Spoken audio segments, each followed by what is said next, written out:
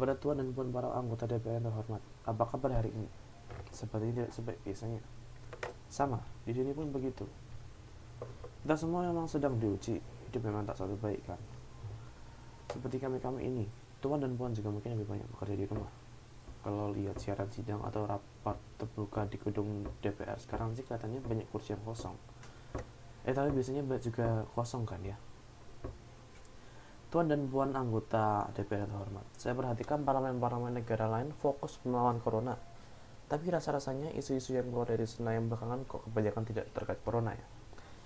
Kami mana membaca kok DPR bersemangat membahas isu-isu lain. Contohnya, rancangan undang-undang cipta kerja yang banyak ditolak karena dinilai mementingkan kepentingan investor di atas kebutuhan pekerja. Presiden Jokowi pekan lalu sempat menyatakan pemerintah dan DPR menunda pembahasan salah satu klaster di rancangan undang-undang itu, klaster tenaga kerjaan, untuk memberi kesempatan mendalami substansi dan mendapatkan masukan dari banyak pihak. Berpegang pada alasan itu, maka sudah seharusnya klaster lain dalam RUU Cipta Kerja pun perlu ditinjau ulang. Karena yang lain juga bukan tanpa masalah, terutama dari perspektif lingkungan dan juga keadilan gender.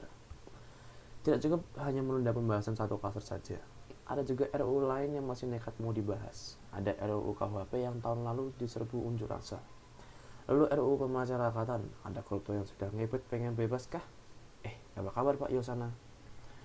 Terus terang saja, membahas undang-undang yang menyangkut hajat hidup orang banyak di masa sekarang ini terlalu mengundang curiga. Gara-gara pandemi yang pada jatuh cinta saja berani menunda nikah loh.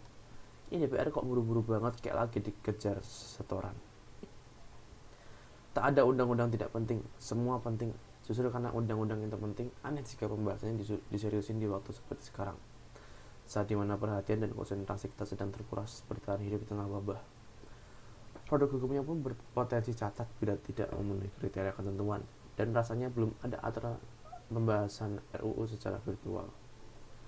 Jika ngotot menuntaskan Omnibus Law atau RUU KUHP atau RUU Pemasyarakatan, jangan salahkan jika ada menilai DPR tidak menjadikan perang melawan corona sebagai prioritas.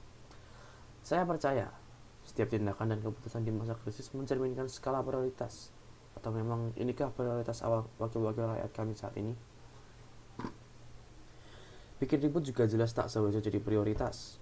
Satgas COVID-19 DPR kemarin dikabarkan mengimpor jamu ilegal dari Tiongkok secara besar-besaran untuk pasien positif virus corona.